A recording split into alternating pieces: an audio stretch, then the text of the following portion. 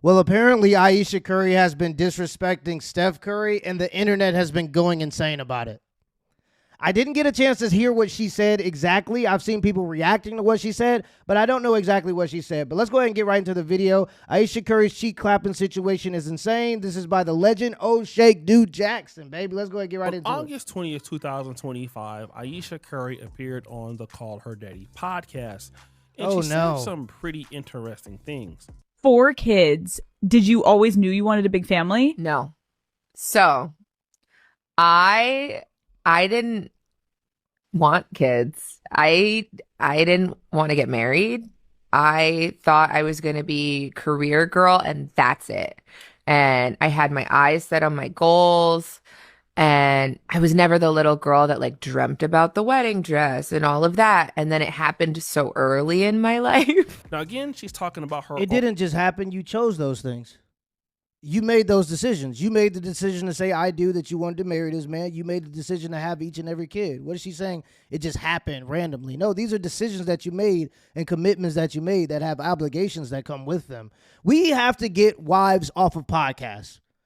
We can't keep doing it because every time these types of women get on podcasts, the only thing interesting, especially when it's whole podcasts where they're literally, their whole MO is talking about how to give blowjobs. That's what the Call Her Daddy podcast is essentially is about. When you get these types of women that go on these podcasts, the only thing interesting that they have to talk about is their husbands and their families. And oftentimes they say things that they shouldn't be saying to a 500,000 people. And that's the issue. I remember Denzel was asked a question about his wife, and he didn't want to answer it because he said there are just certain things I keep to myself. I come out here in the world, I do my job. I like questions that revolve around my job, not about my personal life. And that makes sense to me. Personal plans and how that got derailed. But again, this happened almost 2 months ago. But with this podcast, it is now resurfaced all over social media and it's picking up traction again. And I believe the real reason why it is because of this. Like, this doesn't feel right. I love being a mom, but I love doing other things too. And I need to get my shit together and figure out what that looks like for myself now. If I have a career and I'm not home, like did you experience that? I still experience that. I still experience that. I'm always in therapy talking about this. If you lose all of those things that were interesting about you, even for yourself, like even the things that made me feel confident and cool, then what exactly did you lose that was interesting about you? Other than the ability to go out and sleep with random guys and go to random parties and have drunk dudes in your face. What exactly did you lose with the opportunity that Steph Curry could give you because of his position, his status, and his position of power and who he is? What is it exactly that you're not allowed to do or that you can't do that you feel like you missing so much out on? You want to go climb Mount Everest? I'm sure Steph Curry could make it happen. I'm sure he can get somebody to carry you up that motherfucker. Allison Felix, a woman that I watched from track and field, one of the greatest ever 200-meter runners in track and field, 400-meter runners. She had a whole baby. Shelly Ann Frazier, she had a whole baby, and she just competed in the World Championships this year. If there's something interesting about you, you can still pursue that when you have kids. So I'm trying to figure out precisely, what is so interesting in the past that was happening about you that you just can't deal with or do now, other than going out to random parties and having drunk dudes approach you all day. Like, what are you doing? Now, here Ayesha Curry is saying, listen, I'm still in therapy because, you know, I had my own plans. I feel like I've lost myself. And this is why we see Ayesha Curry doing certain things like seeking male validation, wearing skimpy clothes, partying with her girls in Toronto without Steph. Oh, no. And of course, this looks like it's disrespectful. But ultimately, what Ayesha Curry is saying, I have my own plans. I lost a lot of myself. I'm now a mother. I have 4 kids. And people on the outside of the equation think like, but you're crazy. You're with like one of the best basketball players ever. You're filthy rich. You have it all. I mean, because of him, you have these things. But that doesn't necessarily discount her own experience. And people are now starting to weigh in on it. Ayesha Curry is a perfect example of why it is so important to have a go be a but be a safe hoe though. Like, protect yourself and don't get pregnant. That's why she's sitting over there feeling trapped. Yes. Young men, go to prison. The only way you'll understand freedom is if you go to prison. Do you understand how that logic sounds? The only way, this is the bird brain logic of a lot of these women out here that's talking about these whole phases. And this is what happens when women, I don't know what it is. When you do something with too many penises, this is what happens to your brain. You start to be stupid. She's basically saying the only way Ayesha Curry could be a good wife, the only way anybody could be a good wife to their husband is if they sleep with 5 people before they're with their husband. You hear that, guys? The only way your wife is going to be a better woman for you is if she sleeps with other men. It just doesn't even make any sense. With Steph Curry, sometimes you got to go through some stuff to really appreciate what you have. She probably ain't never been drugged through the mud by a dude. She probably never had a heartbroken time and time again. That's why she can't really appreciate what she has, because it's like, I need something edgy. I need something fun. Like this mom stuff, this being married to Steph Curry, this shit is boring. And now she's really rebelling. She want to be in the streets. She want to be desired by other men. She probably want to do something with another man, because she probably never experienced that. Like, when did they get together? Like high school or something? That is not enough time to be out in the world and do stuff and experience stuff. Like, you don't have to experience a whole lot. But I don't think she experienced anything at all. And this is exactly what these types of women do. They try to get onto the internet and promote a lifestyle that they lived because they want other women to make the same mistakes they made. And they do it through FOMO. FOMO is called the fear of missing out. And this is why the internet specifically is bad for anybody who wants to be in a committed relationship. Because what these types of women try to do is they get on here, they promote a whole lifestyle, but they never tell you any of the negatives that come with this lifestyle. So they promote it as consequence-free. She's like, oh, just go out there. She's never got her heart broken. She's never gotten abused or slapped by some dude. What if one of those abusive dudes would have really hurt her? What if she went out there and slept with one of these types of dudes and got pregnant? They don't tell you about that part, the abortions that they have. What about if she went out to this world and did some stuff like that and got an STD, that the gift that keeps on giving, she couldn't get rid of it? They don't tell you about the consequences that come with living this type of life, but they promote it to wives as though they've missed out on some part of life. And when you're a wife and you have a good life, sometimes the grass look greener on the other side. So you just sitting here listening to these types of women talk about all the fun experiences and how they got flown out and how this dude bought them this and this dude did this for them. But they don't tell you the nights that they was crying at night because they ain't had nobody to be with. And so they're selling you a dream. And you could tell it's a dream because only in a dream is there not consequences for your decisions. If I'm trying to sell you a car, if I'm trying to sell you a Ferrari, I'm probably not going to tell you that the oil change costs $5,000 because your understanding of those consequences might make you reconsider your decision. And the reason why a lot of these women involve themselves in this type of stuff is because their whole lives have been about being admired. And to be admired, you have to say that you did all this stuff consequence-free. And the truth of the matter is it comes with a lot of consequences. They just don't tell you about that part. It's like me telling somebody to smoke crack. If you want to experience the best part of life, smoke crack. But then I don't tell them any of the negative consequences about smoking crack. I'm married with kids. You can't go do your thing right now unless you go do your thing and run the risk. Like, you ain't just no Lucinda from down the block. You're Ayesha Curry. Aha. We get it, the phase. Now, this phase, if you can define it, is a particular phase where women are single, typically young, and they're not necessarily having sex, but it could include having sex or dating or both with multiple men. Basically finding out about themselves. And then if you go through these guys, many of them may be bad or not. Finding out about yourself. Anytime you hear the term find yourself, you already know what that means. It never means getting closer to God. It never means fasting. It never means doing charity work through the church and helping people who have less than you. It never means losing weight. It never means doing anything that contributes to what a better life would look like for you or other people. It almost always has to do with being a hoe. For you. Then at the end of this particular phase, you will be able to appreciate the guy that you have because you've been through so many guys and situations and had your heart broke that you would find out that this guy, Steph Curry, is the one for you. The problem with Ayesha Curry is because she's been with Steph since she was young, she has nobody to compare him to, which means that she... Oh, I'll compare him for you. Don't worry about it. Oh, don't worry. I'll compare him for you. Steph Curry has 4,000 career three-pointers. This man is shooting from Walmart. He's shooting from your mom's house. 4,000 career three-pointers. The closest thing to him is 3,100 career three-pointers. What are you talking about? You can't compare him. He has literal statistics. You can compare him. He's a one of one. Nobody's ever done what he's been able to do in the sport of basketball. What are you talking about? You have no way to compare him. Compare him through his stats. Is unsure of her own position. What are you talking about? So to us, we think that something is wrong with her, but to her, this is the only guy that she knows about. So she doesn't understand what is really out there. And there are a lot of people who back this claim up. And I don't even really think the issue with Ayesha Curry is her marriage. I just think that she's a woman that didn't get to have a raised, and she got married and tied down to the first nigga she fell in love with. And because she didn't get to experience different types of males or dating different type of people, not even just being able to be free and do what she want to do, it's coming out now.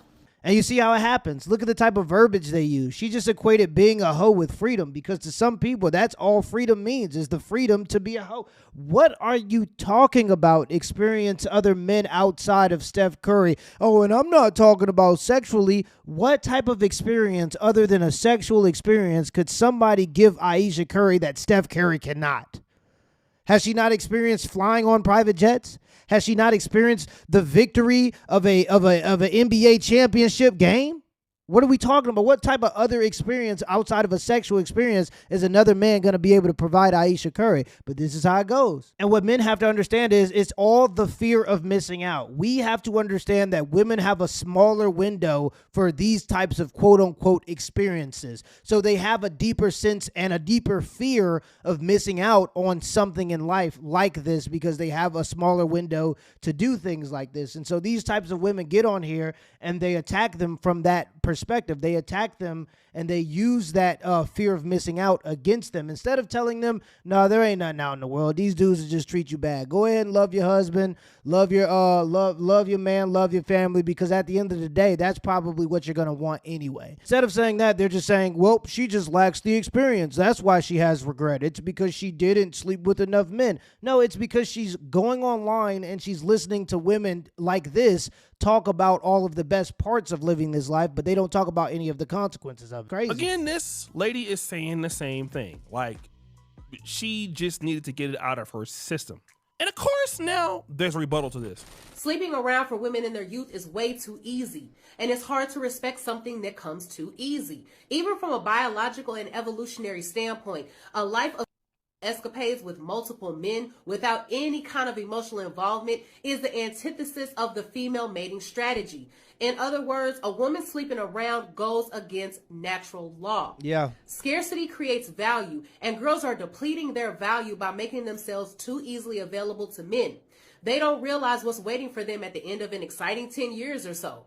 They're met with a ruined reputation and a slaughtered self-image. Exactly. All of their encounters with men has led them to believe that all men want is one thing, and that all men are the same, because her perception of men is now extremely skewed. For men who are looking for a woman to date or marry, understand that if her past is a trail of failed relationships and one-night stands, it's safe to draw a few inferences about whether or not she's really even worth your time. Women bond with the man they sleep with, and they develop an emotional connection, which is absolutely necessary from an evolutionary perspective. But this ability to bond stops coming into fruition when she repeatedly treats as nothing more than a physical need to fulfill, with absolutely no emotions involved. Now, this lady has... There are literal bonding hormones that are affected when they're used too much. So when a woman is sleeping around too much in failed relationships with different guys, they ruin the ability to basically pair bond through having sex with people. That's 100% true. Some strong points. She's saying, like, listen, women are not designed to go from man to man, because if they do, they're going to lack the ability to pair bond in the future. And so when you're in your phase, what you're doing is you're diminishing your self-worth or your worth to a man. Because if all of these men on your track record, whether you dealt with them sexually or not, but if you have dealt with them sexually, you have now diminished your value. So and here's the thing. Now we're starting to see the reality of that set in. You got to remember, like, of course, there were other generations before, but my generation, the women that are turning 30 now, this is when all this stuff ramped up. We're in the statistics that are saying women are going to be childless and single, 45% of them by the age of 20 or by the year 2030. We're in that generation now, so we're going to see something that's unprecedented in history because of this type of talk. So they don't really have any proof that this stuff actually works. We have proof that tradition works. That's why people have been doing it for thousands of years, cross-culturally all around the world. Even when we didn't agree on almost anything, we agreed on the family, the nuclear family structure, almost cross-culturally worldwide. Right? So we have proof of those traditions working. But right now, they're just spewing new age nonsense and assumptions and saying that this stuff is going to be fruitful and it's going to work out. But the statistics show that since this stuff has been pushed into society, it hasn't been working out. More miserable, more women on antidepressants and anti-anxiety medications than ever before. More women ending themselves or self-harm than ever before. All women are more obese than ever before. More women are drinking alcohol than ever before. So all of these different metrics, when you look at what contributes to a good society, women aren't having children. We're well below replacement level.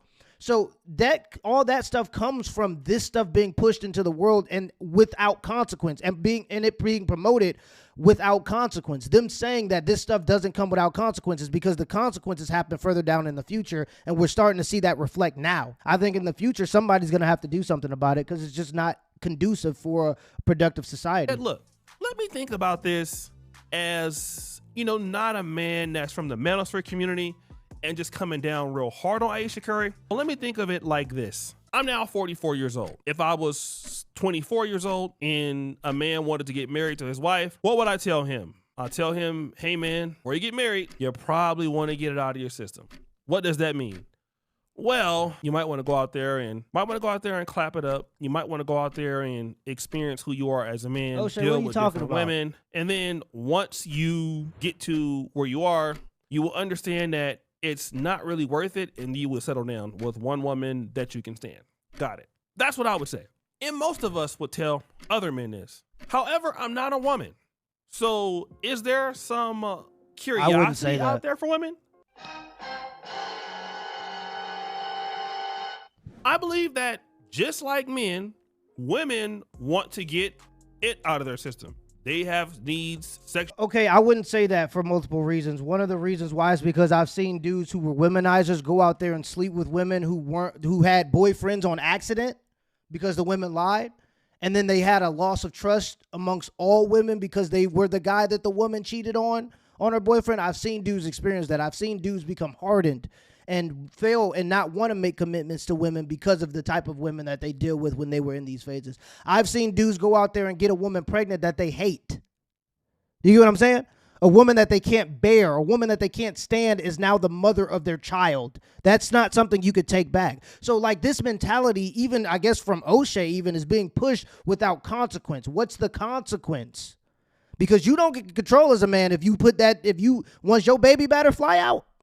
You don't get to control what that woman does with that baby batter. If she wants to carry the kid to term, you get no say. So you could potentially be in a situation where you could be the mother of your firstborn kid could be a person that you hate.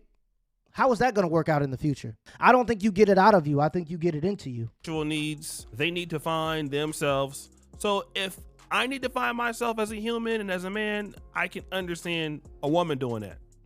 But here's the problem, though, that women just don't understand. If I have 100 women in my life, but I'm successful, I have money, and I have built myself up, to a woman, that might be even more attractive because, number one, it may have meant that, well, this guy is more valuable. Two, he may or may not have a level of sexual experience. And, hey, he has some level of things that he can deal with me, and he's the desirable man. This is not to say that every woman thinks like this, but if you can look at every guy who has a lot of money, who has a lot of women or has hell out of women, most women will not say, well, you know what? I don't want to deal with him because he has so many women or a lot of women want him. You'll get that sometimes, but not all the time. Yeah, but you're explaining to women something that they already know. Women know that men don't like these things. It's just that modern women don't care about it because they're not even pursuing family.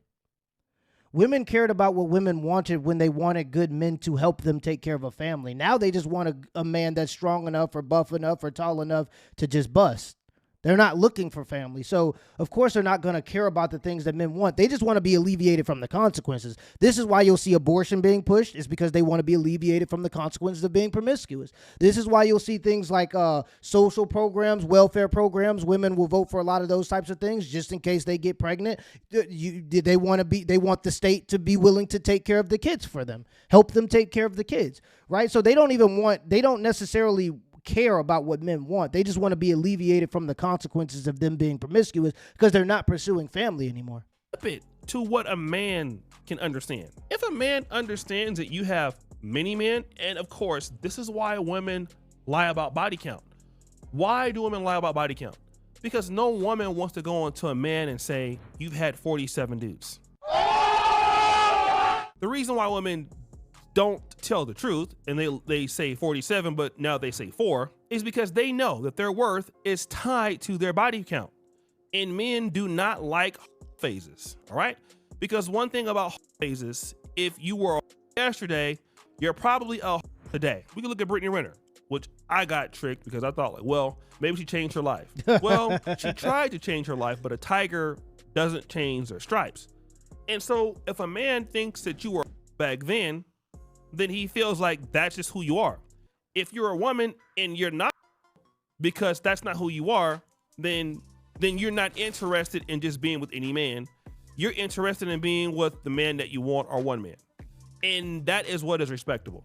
Now, Ayesha Curry seems like she missed out, and it's okay to seem like you missed out. I know a lot of guys have been married or with a girlfriend for a long time, and they feel like they missed out. And some people do not feel like they missed out. It just depends on the person. I had a biochemistry instructor in medical school. He was probably one of the brightest guys in Poland. He had every opportunity to leave the city that I was in and go to Germany or go to the UK and teach, or even the States. And he said he was fine where he was. And this guy was a PhD medical doctor. He's one of the most brilliant lecturers I've ever seen in my life. Like, when he walked in the door, I mean, you were just amazed at his knowledge. But that just wasn't him. He was not, and still isn't, interested in more for himself. Yeah. And maybe that could be some people in relationships. But Ayesha Curry definitely was. And the reality is that if Ayesha Curry did go through her phase, Steph Curry would have never wanted her. Exactly. That's the reason. The reason why he committed to her at such an early age is because she didn't go through her phase.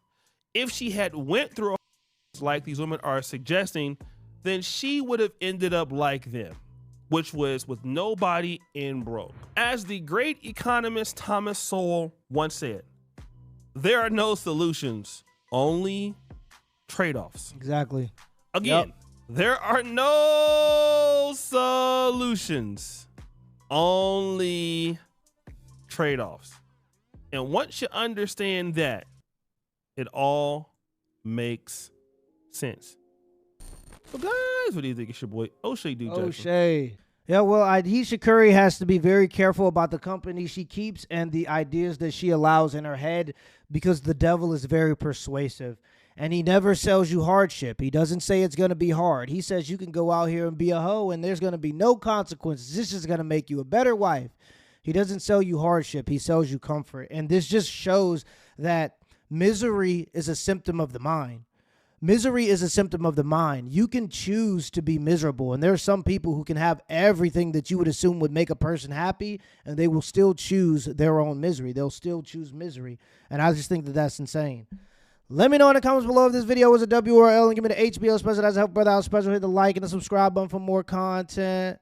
Till next time.